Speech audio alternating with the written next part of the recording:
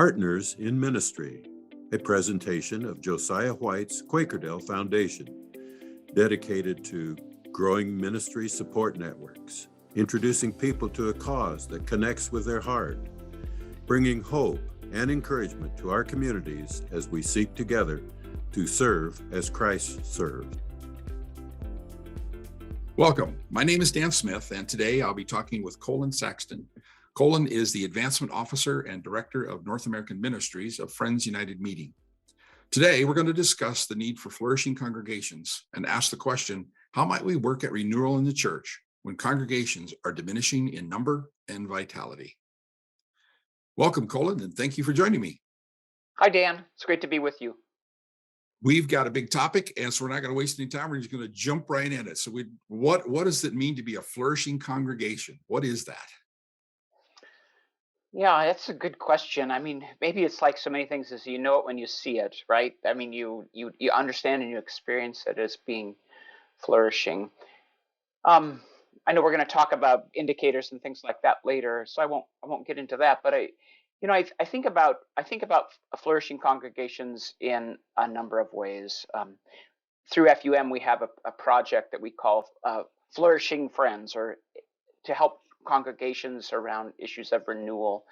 And we look at a couple of things that we think are really important to the whole concept of whether our congregations are flourishing.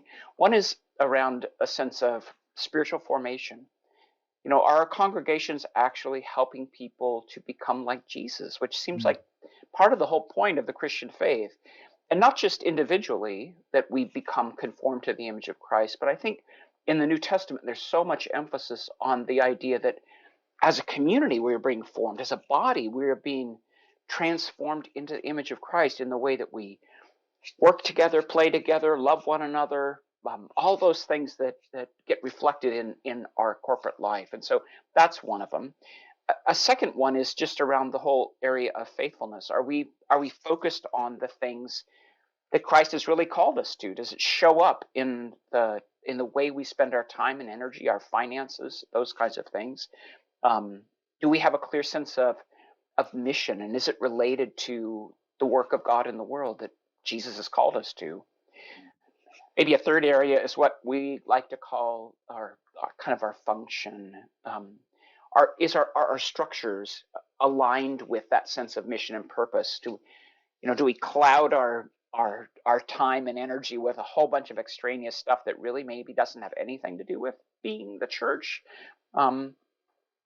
Rather than creating systems and structures that free us to serve God most faithfully. And I guess the last area is just around the fruit of our labor. Does it show up in the way we live our lives? If we were to look back at our life together, would we see an increase in love? Which is a really hard thing to measure, but can we say that we're actually more loving this year than we were last year in the way we treated one another? Maybe ask questions about, are we having any kind of heightened impact in our community? Do the people around us feel like the Jesus is actually present in our community? Do they look at us and say, I don't understand those Christians, but I see God at work in and through them? So we sort of used 4 F's, I guess, to help think about it, but it's about formation, faithfulness, function, and fruit. How is it getting expressed in these ways? So as I listen to some of the things that you've described here, I think there's almost really kind of 2 categories that's happening here. What is happening to us as though that are on the inside of that congregation? And then what is the impact that is having to the relationships that the church either collectively or individually has to the people that are not inside? Would that be a good way to kind of group them? Yeah, I think absolutely. In fact, this morning I was reflecting on Philippians chapter 2, where Paul's writing to the churches and saying he wants us to shine like stars in a crooked and depraved generation. Right? That passage was just so lovely, and it's rooted in this call to be humble with one another, to be Christ to one another as a body. When I think about being stars shining in a crooked and depraved generation. Sometimes I think we spend so much time and energy focused on just how bad the world is, which is, to me, is the wrong focus, rather than saying, who has God called us to be, and how are we relating to the world around us? So as you think about stars, you think about, well, their brightness is really determined by two things. One is the power and intensity of that energy that is within them, that Paul talks about a lot, the Spirit of God that's truly alive and at work in us. So that sense of intense energy. But the second one is proximity. How close is that star to us so that we actually see it? And I think about the proximity that we have to our neighborhoods, to the people who are out there in the world who are maybe in search of God, but are we close to them so that they see and experience that energy, and they see and experience our life together? Sure, sure. I know one of the things that we concentrate in the fundraising area here with the foundation is how important it is for us to be intentionally communicating and working within three main networks that we have. Our personal networks, our professional networks, and then our social networks. So I think if I'm a part of a flourishing church, I'm going to be growing and changing to the point to where the people that are in those three different parts, those three different networks, are going to go, what in the world's happening to Dan? Whatever it is, Right, it looks pretty cool. I wonder what's going on there, because I haven't right, seen that in him in a while. Um, exactly. so And it's probably probably shows up. I'm sorry, go ahead. no, so it's probably actually the change is probably actually going to be noticed first by those outside than maybe those that are inside in a way. Sure. Yep. Absolutely. Absolutely. Yeah, cool. So what are some things that are contributing, or some of the factors that are kind of preventing this from happening that we may not be aware of? A couple things come to mind. One is, I wonder sometimes whether we understand and are really focused on, as congregations, what it is we're most called to do and be, right? That sort of sense of clarity of purpose and mission. For whatever reason, over the years, I've had the privilege of visiting literally hundreds of congregations, through the work that I've done as a pastor, as a yearly meeting superintendent, as the head of the world office for Quakers. I've gotten to visit congregations all over the world. And when I sit down with folks in the pew and ask them to tell me about their church, one of the things that I hear when it comes to a complaint is, we don't really know who we are and what we're called to do. Mm, So that clouds, I think, our sense of why are we gathering as a community? What is it that we are supposed to be doing together? And so, and as you know, as a fundraiser, that sense of having a clear sense of mission is the primary reason people give to an organization. So if you don't have that clarity of purpose, that can harm you in a whole lot of other ways, including when you talk about inviting somebody into your community. Well, what are we inviting them into? mm, Is it just an event that we have once a month? Or are we actually inviting people into what I would understand the church to be, which is a journey with Jesus, right? It's an right. ongoing life and life together, where we are called to be transformed, as you said, but also called to be transformational in the way that we're living out our faith in the world. So I think that that's one. A second one may be that lack of proximity that I said to our communities around us. I think COVID has really harmed us in a lot of ways, because we've been worshiping like this via Zoom. We've been hidden and tucked away in our homes. I think we're out of the habit in some ways of living our faith with authenticity out in the world, both individually and collectively. And so, how are we making a difference in our communities? Do people see us, to the life that is lived out, by your church and my church? Would it make any difference if we went away? Would anybody even notice? Is a question that I often pose to congregations. I think a third thing that comes to my mind, that is really true in our day, is how closely we've wedded politics to our faith. I read a recent survey that said that it was a survey of Christians, and it said, "What's the most important influence in your life?" And for the first time ever, more than half the people responded by saying their political beliefs, Wow.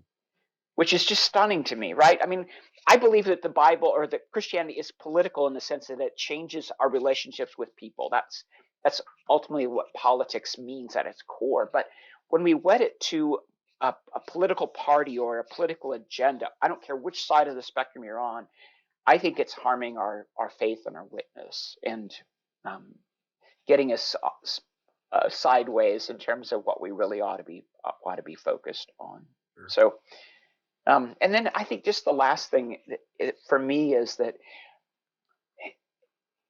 as I think about the Christian faith, I really do think it's this intense love affair with God, and this life of trust and uh, abiding in the presence of God, and this partnership and community. And sometimes when I visit with congregations, it really feels like what church is this Sunday morning event that we have. And we've reduced it to that rather than this um, something which is much fuller and richer and deeper than than can be contained on a Sunday Sure. morning in an hour a week. Yeah, yeah, yeah. It'd kind of be the difference between, having most of my adult life, my parents have been, 1,000+ miles away where we are, and it's kind of like the difference between calling them on the phone, hey, checking in, versus that 1 week we get to spend together in Montana in the mountains. Oh man, is that ever? I mean, you just can't wait for it to happen because of the proximity Yeah. of where I've placed myself in God. He's never changed. He's always been right there. It's I'm the one Mm. who moves. And so that how important it is for us to make sure that we haven't let our faith become a task, and it actually is a relationship with that God that I just can't wait. Yeah, to be side by side with him again and just say, let's talk. Let's do life together. Right, right. Yeah, And yeah, at least for me, being a part of a church was so formational because I didn't grow up in the church. So getting involved with a community of people who helped me understand what it means to love and know God, how it is that we live out that faith with one another, all the one anothering passages in the Bible that say love one another, forgive one another, share with one another, pray for one another, encourage one another, all the things that we say that so easily with our mouths but are so hard to do, and to practice those with each other was truly transformational for me. And then to be sent out, to recognize that to be a part of this community of faith, you are called to be a minister no matter what. And so how do we prepare and train you to go out into the world to be that light to others? yeah. That brings up to mind. I've had the privilege of having a couple conversations in the last couple of years with former alumni from the Quakerdale residential treatment programs that we've had over the years. And one of the questions I always ask them is what's the most impactful thing that happened during the period of time that you're there, whether it was for a couple of weeks or a couple of months. And every one of them has always said, I didn't know there was a different way to do life. Mm, mm, I saw a lifestyle through going to church and through the mm. parents and what was happening here that I had no idea that there was another way to do things. Wow. And when that light turned on, it was, I want that. Mm, And I don't think a lot of people see the idea of God and whatever as some sort of a mystic, whatever type of deal, rather than a reality of there is a very real person that I talk with and fellowship with daily, and he's absolutely amazing. I can't imagine doing like most people look at you go like, what are we talking about? yeah. Yeah. It's so different. One of the things I enjoy so much about when I'm visiting with you, you are such an academician. So I gotta believe that there's some sort of research or numbers out there that you've come across that kind of give us an indicator of where things are. Do you have some of that you can share with us today? Sure. And some of it feels meaningful, and maybe some of it less so. I mean, like we could talk about numbers of attendance, of how many, regular attendance, and how much the percentage of people who attend church as being one of those indicators. As you and I talked before we started here, I think both of us might say that number of a church attendance may not be the primary thing or the most important one that um, really is a helpful indicator of the health and vitality of a church, whether it's flourishing or not. But it does say something about how we're doing as as congregations, the level of impact that we're having. So, a couple of statistics. If you looked at regular church attendance, or average church attendance in the year 2000, it was about 135, 137 actually. This last year, or in 2020, that number dipped to 65. So the Oh, average attendance of a church has gone down pretty precipitously over the last 20 years. Um, in 2009, in that time frame, that was about the highest percent of in the U.S. of people who attended church regularly. It was about 48% of the U.S. population attended worship in that year. In 2020, that was down to 29%. So we're seeing again, a big reduction in the number of people who are attending worship during in those years. We tend to think about the millennials and the Gen Z as being less religious, but the truth is that we've seen declines in Gen X and Boomer populations as well, from about 45% during that 2009 to 2020 time down to about 30% in 2020. And the things that people say is either, I found another way, a more meaningful or relevant way to have a relationship with God that doesn't include being in community or at least attending worship, or there's been something that's happened. I'm mad about something, or there's been some sort of a break in the fellowship, and so I've decided to go in elsewhere.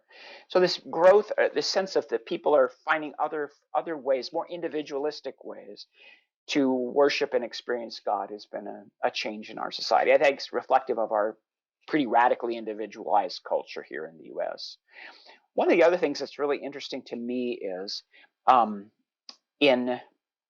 you think about the size of churches, it's kind of like the economic world that we live in. The rich get richer and the poor get poorer, right? I mean, that's kind of the truth. So nowadays, 70% of congregations in the U.S. are under 100 people. Wow. And there's some things that are really okay with that. I mean, the truth is that small congregations have their own beauty and life, but not necessarily too. They can really struggle to get by if they're always trying to stay focused on the structures that would that we want to look like a big church, even though we're 13 people, and that can be soul killing and life draining for congregations, because those congregations tend to have bivocational pastors. They often require more participation and actually get more participation from their members. The volunteer rate is pretty high in those communities.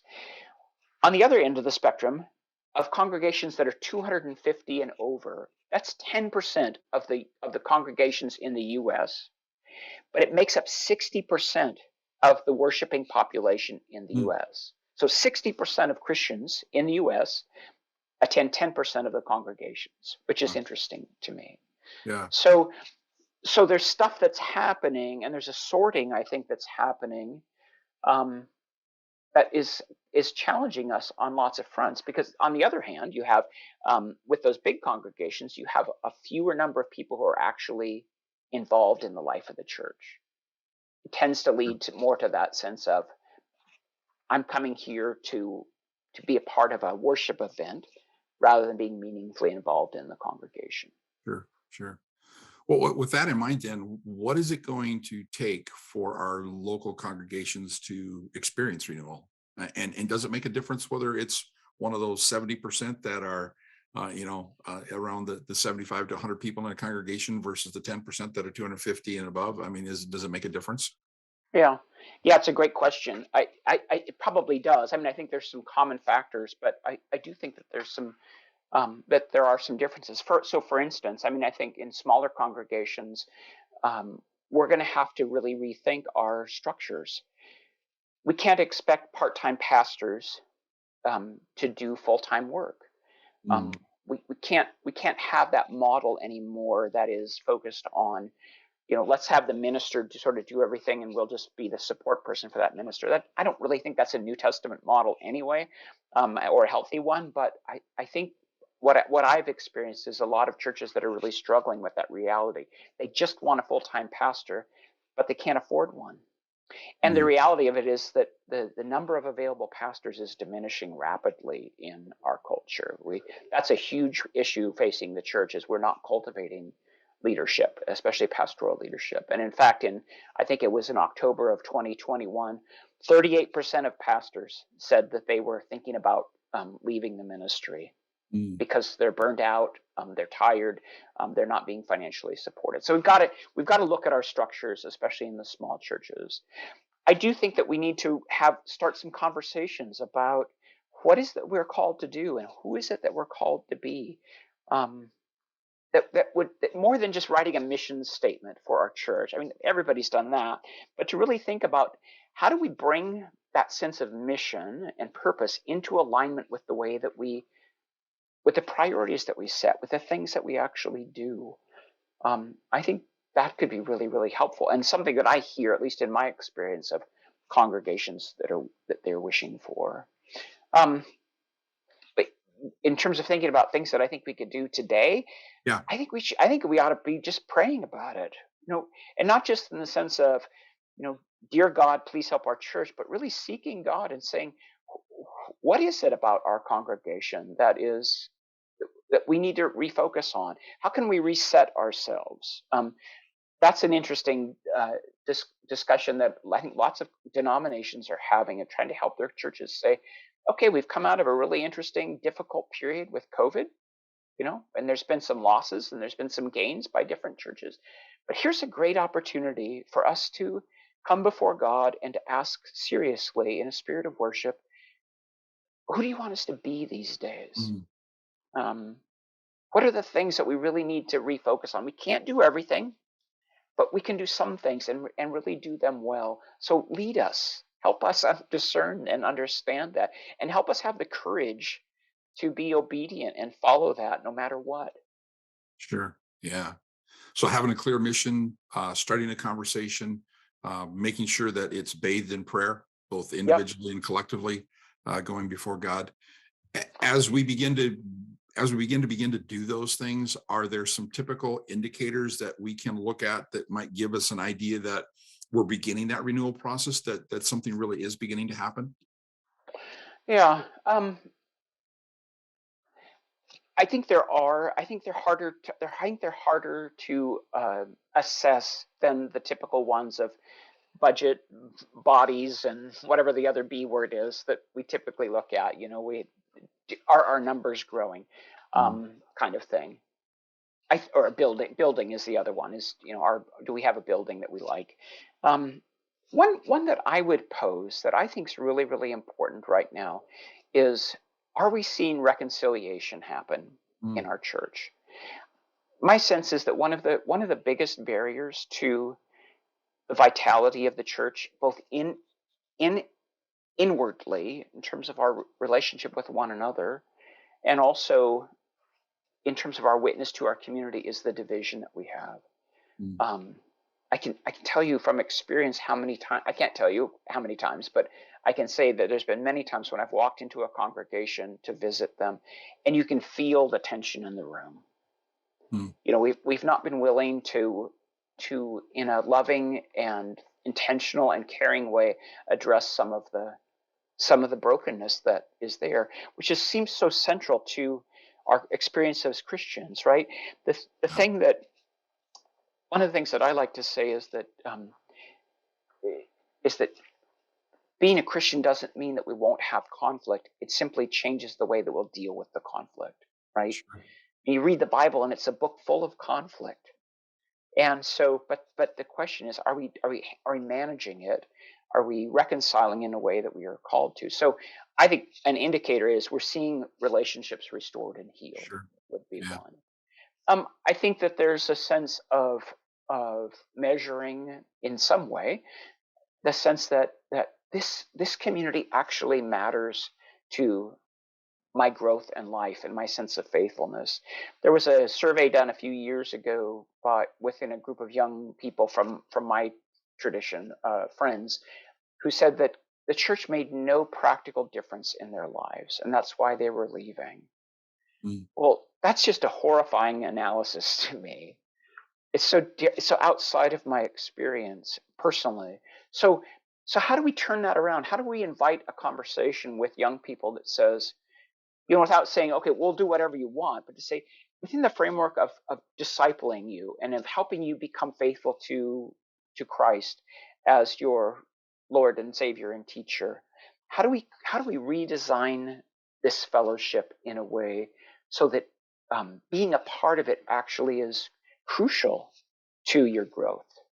And I'm not sure the mechanics of how you measure that really, other than through some honest conversation with people. where they say, here's how it's showing up. This is this small group that I'm in, this mentoring relationship, these resources that you're helping me think about in terms of some of the practical challenges that I face in my life. This is making a difference in my level of faithfulness. So Great. Yeah, those were some good insights. Well, Colin, I just really want to thank you for your time today. I just really appreciate you joining me. So thank you so much. you're welcome. Thank you. There was a lot to think about.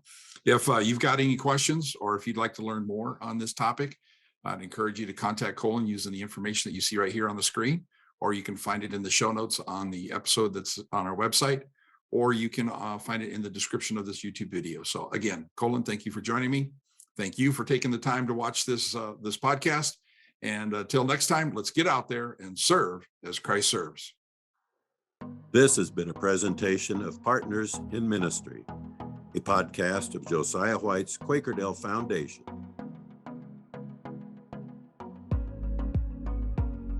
To learn more and see the show notes for this and other episodes, visit our website.